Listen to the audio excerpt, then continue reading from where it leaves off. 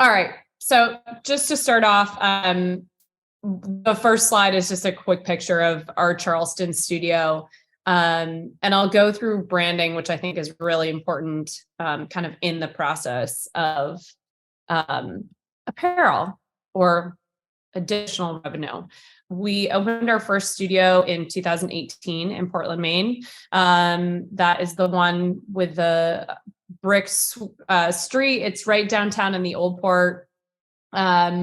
We opened our second studio in Yarmouth, Maine, which is a suburb of Portland. It's about 15 miles outside. In 2020, it was supposed to open March of 2020, but we snuck it in June. And then the church is Charleston, which opened this year in January. So kind of how everything started. There are a couple reasons why I started to focus quite a bit on retail. First off, I was an art history major in college. I love art. I love color. I love color theory. And so that was really part of it.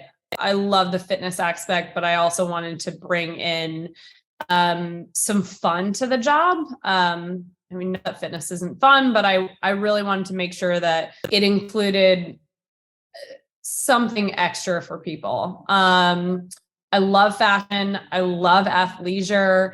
I was that fitness instructor before I started Jibe that was constantly on websites trying to find the new thing. I think everyone kind of initially gravitates towards Lululemon just because it is such a powerhouse brand. I was really starting to look at what are all the smaller brands out there that are doing really cool things. And I was doing that well before I started Jibe. I started to realize I was an instructor prior to opening Jibe.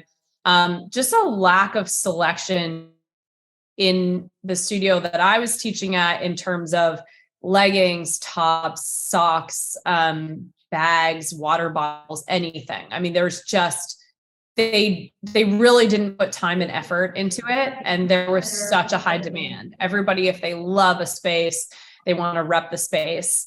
And one of the things that I did in my corporate job was I was traveling all over the country, actually all over North America.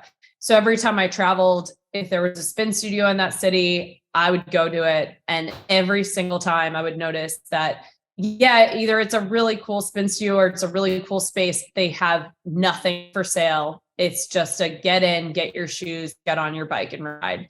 And I thought they were just missing a huge part of the market. The last reason why I really focused on retail, in the city of Portland, the zoning of where my first location was, I had to have 18 feet of retail.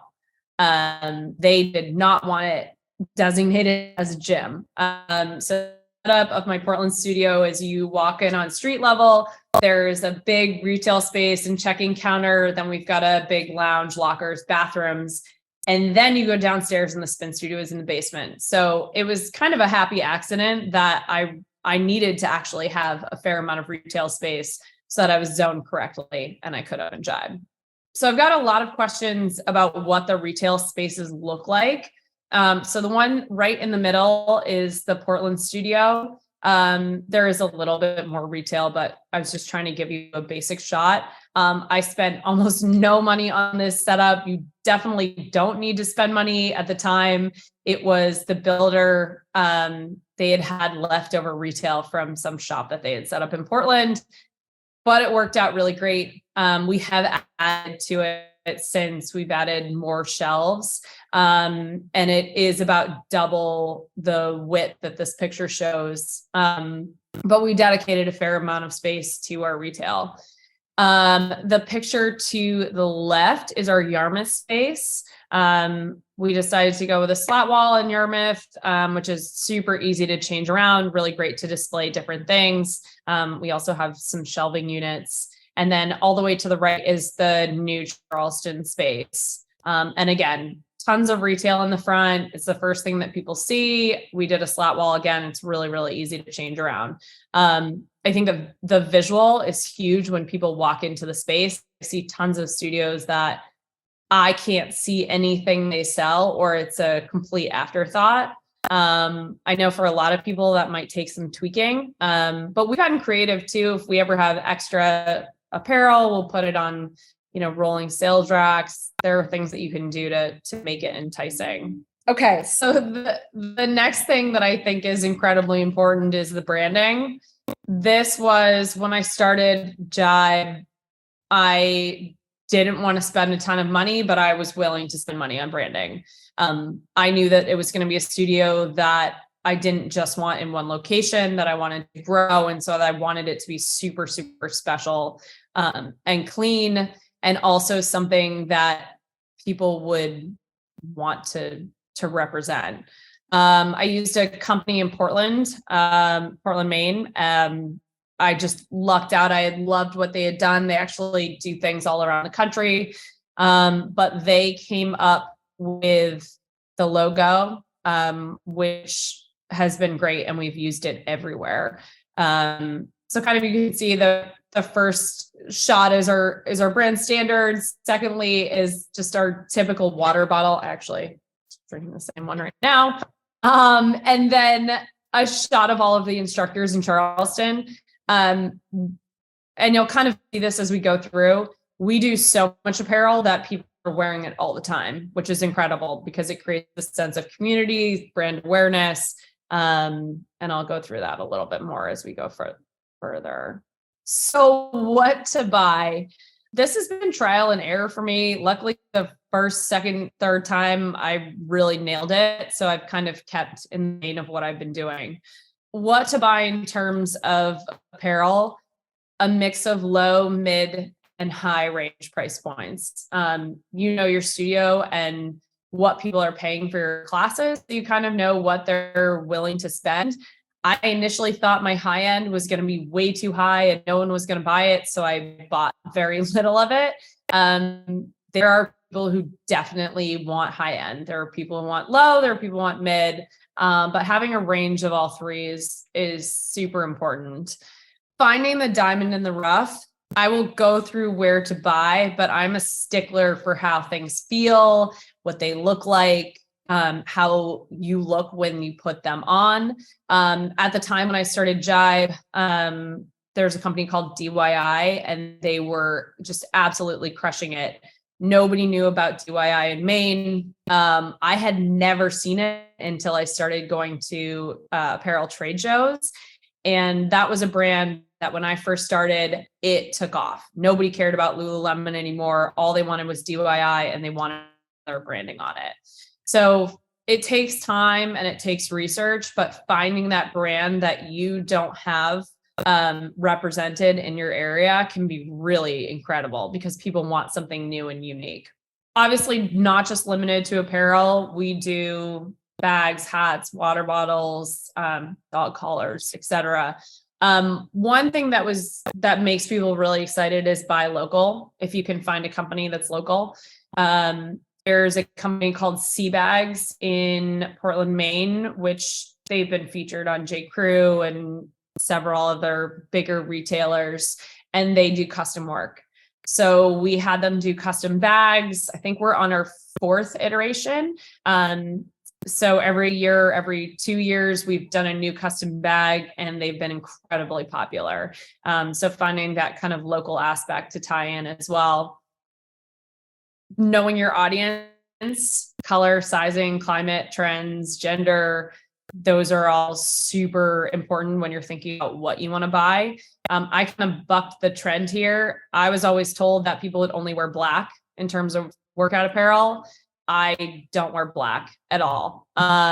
So my whole take was, let's do color, let's do bright color, let's kind of change what people are thinking about in terms of apparel. It doesn't need to be boring. It can be really fun. And that ended up being really successful for us.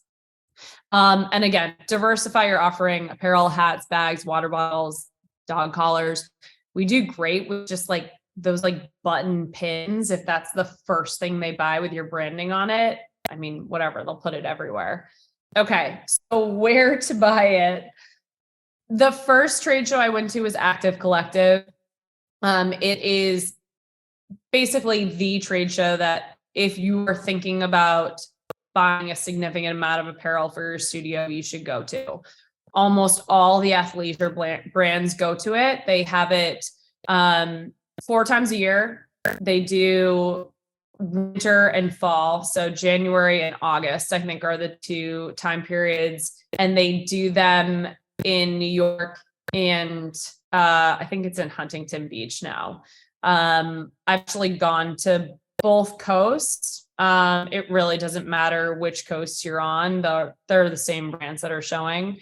But Active Collective is one that if you really want to start doing retail, you should go to. That's where you get to see everything that the brands are releasing for the next seasons. You can place your orders there. You can touch and feel, and the touch and feel is super important if you want something quality in your space. Fair is a website that I haven't dove into too much, but someone in my mastermind group has had great success with it. You can buy smaller minimums. So if you haven't done apparel before, most companies make you do a minimum buy per season or a minimum buy per year. And if you're a little bit nervous about that, Fair is a website to maybe go check out. What to buy, what I've found that has worked well in my studios. The high-end Ultra Core, I still haven't bought Ultra Core for the studios. I wear it myself. It's a little bit trickier to brand. And one thing I'm going to say before I go through anything further, I brand absolutely everything that goes in the studio. There is not a single thing that we sell that does not have a Jibe logo on it, a Jibe phrase on it, something. Everything is branded. Nothing leaves without it. I use someone local to do the branding. We had to do some testing on what is the correct material to brand athleisure. I think we've gotten it right at this point. It's basically like a stretch laminate that he brands on there. So high-end Ultra Core PE Nation has done really, really well for us. Splits 59 is probably our top seller. Year of Ours is a new brand that we're carrying. For men's, I just blanked out and didn't put it on here. Vore and Roan are great for men, higher end, higher to mid-range. Mid-range, one of our number one sellers, and we started selling them maybe last year, is Lilybod. Most people don't know it. Again, it's one of my most recent diamond in the rough brands, but it is an Australian company and a much more mid-range price point, and it like the fit is incredible. So if you haven't checked them out, do that. Onzy is another mid-range that we like. Low end, Mono B. And if you haven't checked out their website, everything is online. Most of the things on there are hits. They sell in groupings of like 2 small, 2 medium, 2 large, or they'll do they do plus size, and then they do like an extra small, medium, like sets of 6. Really, really low price point. It's probably the most lucrative brand that we sell because everything is priced so low, and we mark it up to a reasonable. Yeah, honestly, we probably mark it up like 300 to 400%. And it's still one of the lowest price points that we have. And again, they're for the price, really great quality. And then we do a lot of custom sweatshirts, tees, hats. We usually use custom ink for all of that just because it's been incredibly reliable. Strategy. My strategy has really been first and foremost to have fun with it. We want the energy that the apparel portrays to match the energy in the spin room. And this picture, we didn't actually end up selling these swimsuits, but you can kind of like get the feel of what we were trying to go for. Everything is really high energy, really fun. Secondly, we do limited one-time only small drops. So if we're going to do a drop of Splits 59, we might have, 2 sizes for the whole. We might have like extra small, medium, large, extra large, just 2 for all of them. So you've got to get into the studio and get it really quickly if you want it. Everybody knows how we drop. We typically drop at 5:30 a.m. when the studio opens. We promote our drop days, and on our drop days, we usually have a line out the studio of people trying to get in, trying to make sure they get what they want. I think the quote was used that scarcity creates demand. It absolutely does. If you have a very limited amount and you have dedicated followers, they're gonna want it. Be consistent. We do about 4 to 6 drops a year. If you're just doing 2 drops a year, people just aren't looking for something new. They're going to go somewhere else to find it. So we want to make sure that we're consistently doing drops so that when everyone needs apparel, they're buying it from us. We pay attention to trends, colors, phrases, styles. We actually opted not to do a sweatshirt, but we were really close to doing a sweatshirt with the phrase "send it to Daryl." So if anyone's big on the Vanderpump Rules, yeah. We were just going to say "send it to Jibe," and we had the exact same font. Honestly, we waited a little bit too long, and so we decided to pull it back. But we do pay attention to trends, and if there's something that is like that, we'll go for it. Also, strategy: your employees are your best advertisers. So instructors all get a very significant discount on apparel. Front desk employees all do. It's all I wear. So if there's a drop, I'm wearing it in studio all the time. So again, having people who model essentially your apparel is incredibly important. So the benefits I've found of a strong retail program, by the way, this picture, these are all riders. We did a fun photo shoot, and this is all their own apparel. So it's exciting.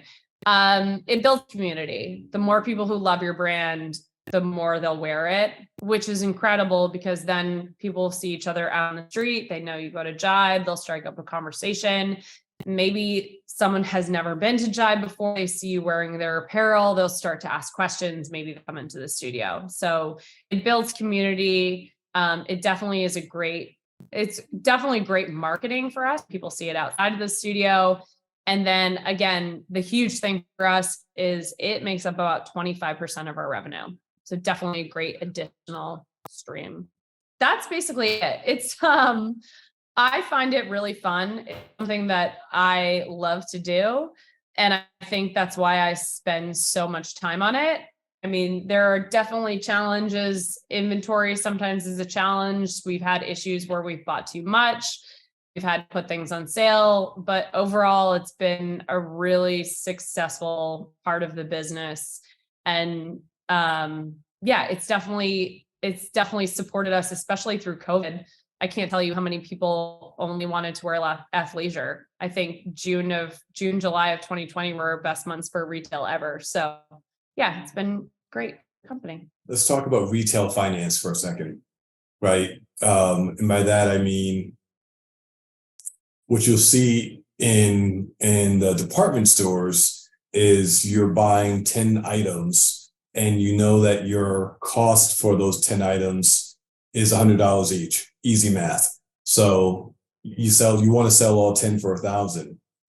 But once you get to selling, actually, you're probably selling them for double the cost. So you paid $1,000, you want to sell them for $2,000 and for $1,500. So you can sell 6 or 7 items to cover your costs. And that's usually when the sales occur after you've covered your costs from your first 6 or 7.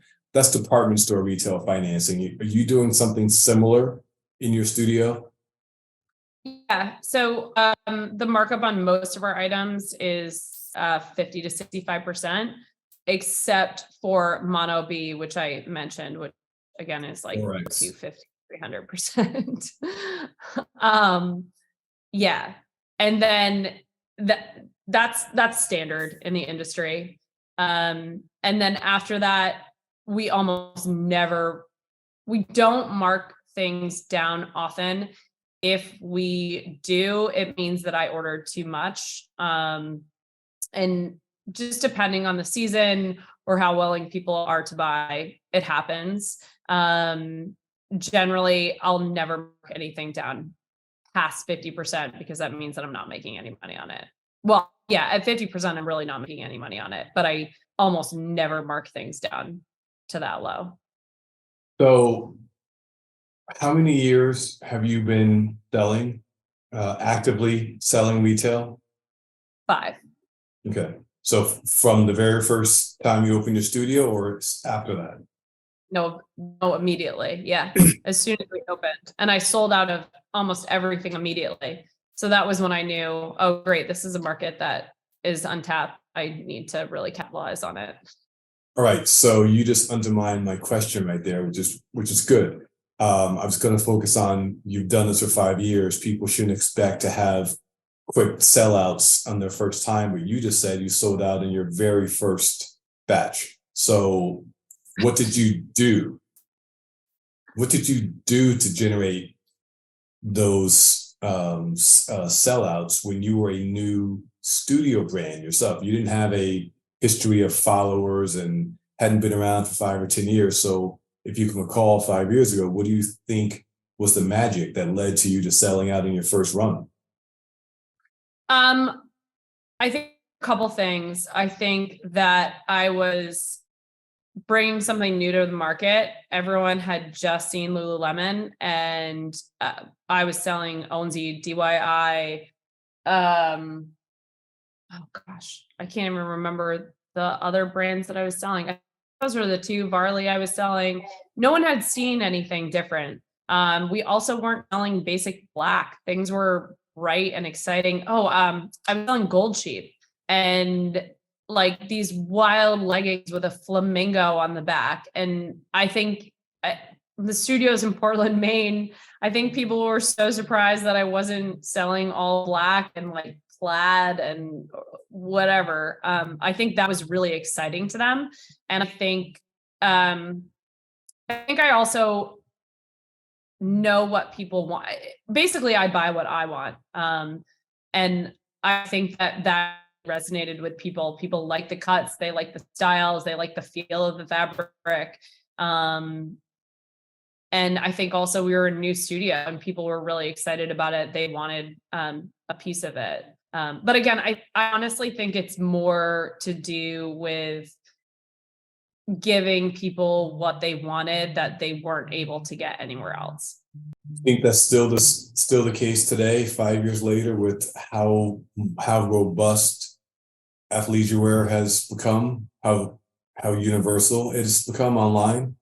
It's definitely harder. Yeah. And it's finding that diamond in the rough. Lilybot has been kind of like the shining star of our studio for the last year. Nobody knows about the brand. And it's finding a brand like that that's really gonna kind of get people excited. But it takes work to find it, and it's a little bit of trial and error. Talk about your social media strategy as it relates to driving sales of your retail. So it's changed quite a bit over the last even just like year. One thing that we used to really focus heavily on, and we still do a fair amount, is really fun photo shoots with bright colors, professional photographer, makeup, hair, all that, and showing off the apparel. We still do that a fair amount. We still use that on all of our emails. We still use it on our website. But that was a fun way to get people excited. Now we do exclusively reels. I think Tika's still on the call. She's my COO and she crushes it. We release maybe 4 or 5 reels every week we have 2 different Instagrams. We use Jibe South is Charleston, and then Cycling is those are our main studios. And in all of the reels, everyone is wearing Jibe apparel, not only the instructors, but every single rider in the front row. And I think it's really notable that people, realize, oh, these people are really excited to be there and they're really excited to rep the brand. So I think that's only helped us further, especially if people are coming into the studio for the first time. They really want to be a part of it. They kind of know that having a piece of apparel that says Jibe is like the solidifying moment. Like, yes, I am a part of this tribe. How much inventory are you carrying at any one time? We don't carry much back stock at all. Again, we do smaller drops. Typically it'll be 2 to 3 brands with a couple different sets. So I usually sell in sets like bra top matching, which people really love. And then we'll typically have, in addition to that, 1 to 2 different branded t-shirt, tank top, sweatshirt options. And then we also always have things like water bottles, bags, socks are really, really big. Yeah, but in terms of like any back stock, if we have back stock, I screwed up, I ordered too much. Once I want it to be like, once we were sold out, we're never getting it again. So your new studio, the church, has 1,800 square feet of retail space?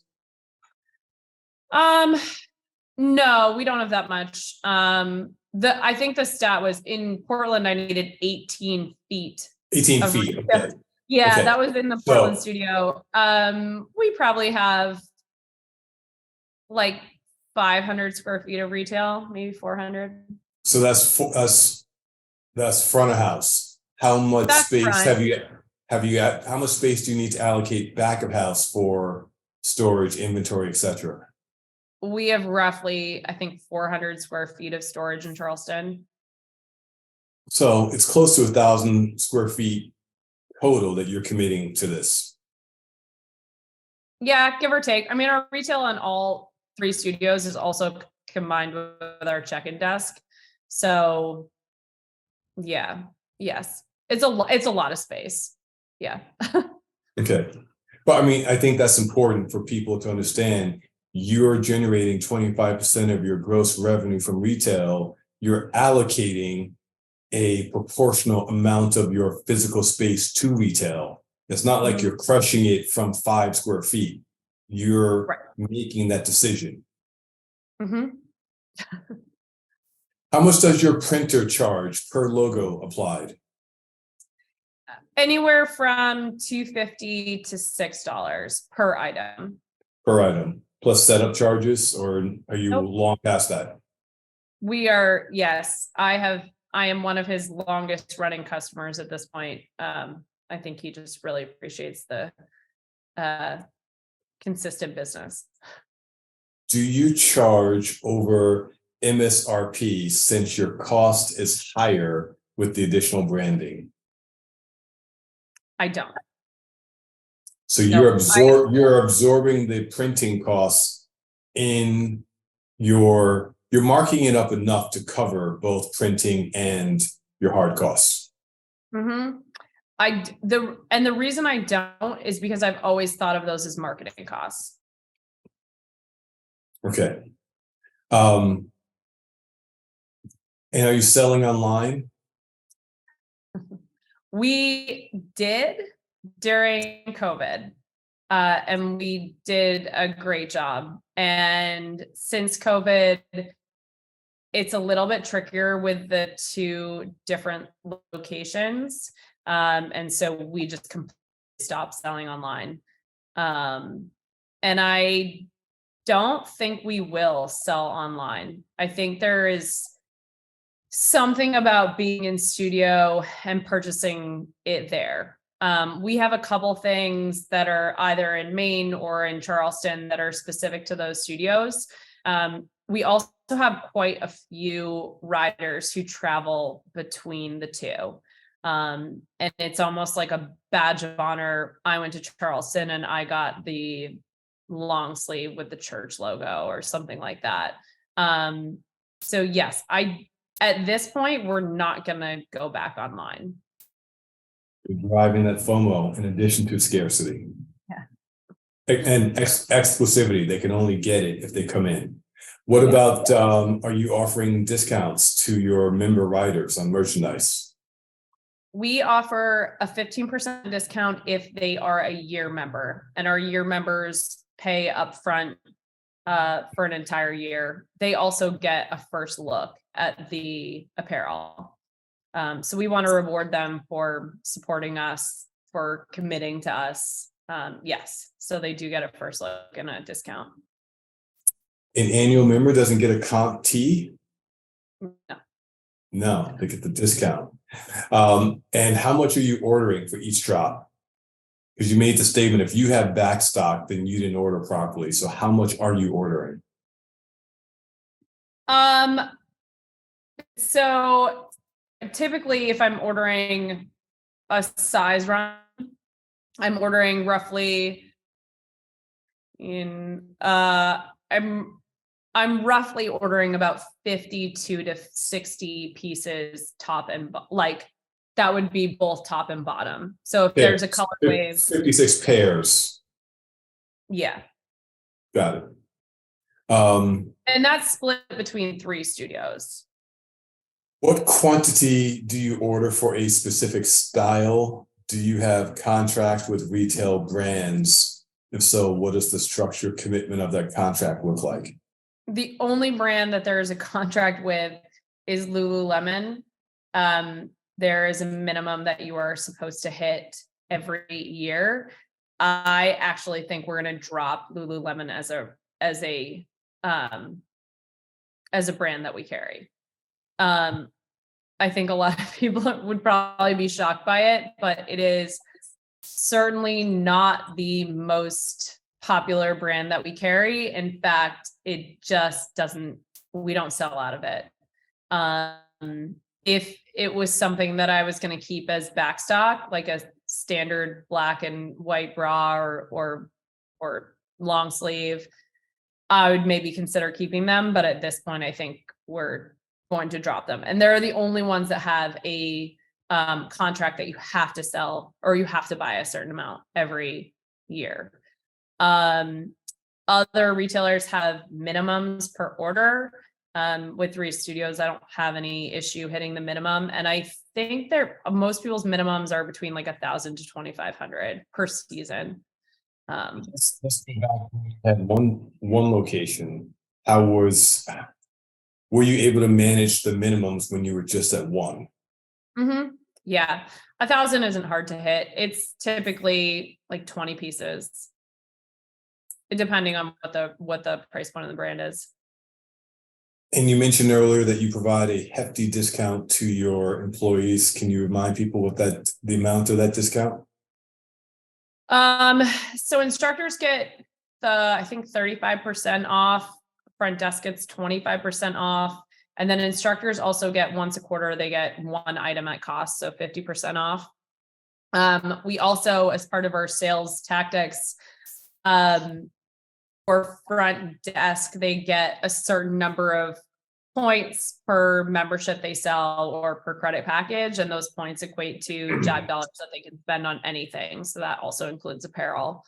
And you are meeting most of these companies when you go to Active Collective, correct? Most of them. I have a couple of reps who for some reason want to come to Charleston and will meet me here. And then Zoom has been great. There are a lot of drops, like right now the fall drop has been released. And so a lot of my meetings have been over Zoom, and I will only buy companies that I trust at this point. If I haven't touched the fabric, I will move forward with them. Are you at the point where you are having companies contact you, or are you still actively searching and looking for new companies? We do have a fair amount of companies contact us. However, I would rather be the seeker. I mean, everyone knows they get tons of sales emails from being in business, and I would rather like search out what I think will work. But yeah, it takes time. I think Active Collective is great because you can see, 50 vendors in one setting and touch and feel. And if you don't know who they are, you'll find out really quickly if it's a good fit. How are you handling sizing?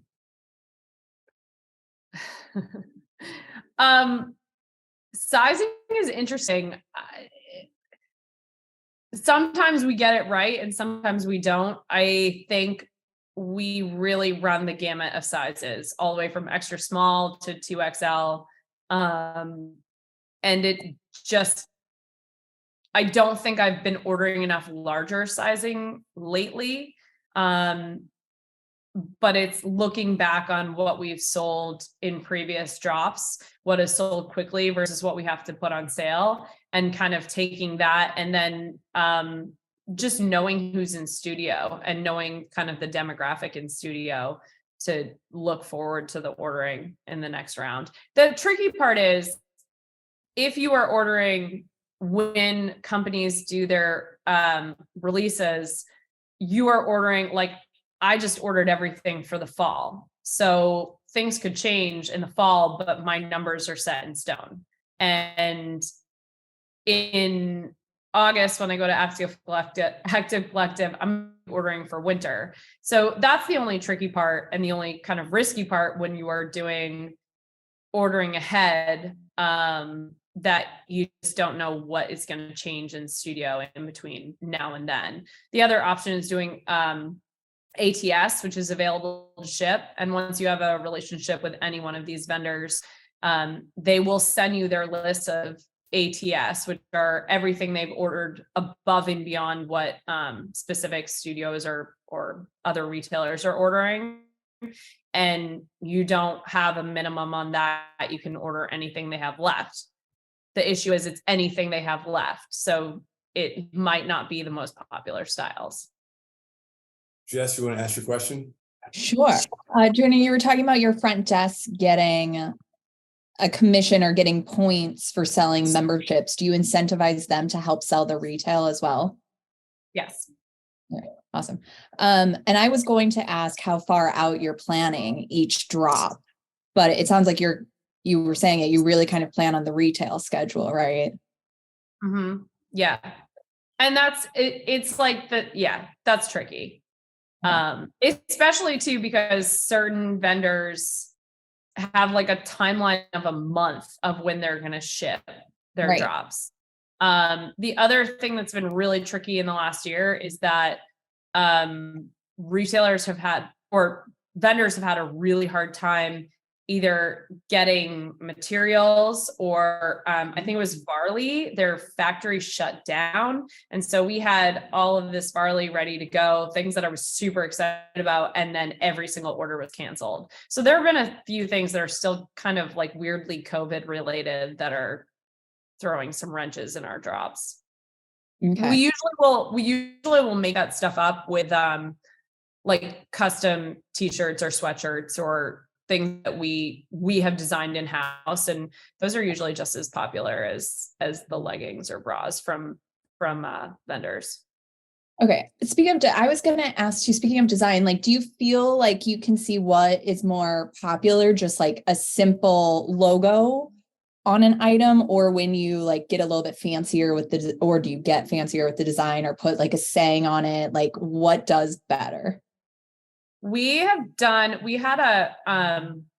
someone doing graphic design in-house, and everything that she did sold out very quickly, which would all be like in the fancier end of things. I think people are just looking for things that are different, but they're also looking for things that are on trend. And right now the small logo is not what is on trend. It's something big. Yeah. Okay. What are you doing? Or it's like small on the front and like something huge on the back is what we've seen a lot of lately. Okay. Without the graphic designer, are you doing it yourself now? The designs of what's going on? She still works for us, doing contract work. So hopefully she will still continue to do that. Awesome. Thanks everyone for joining us.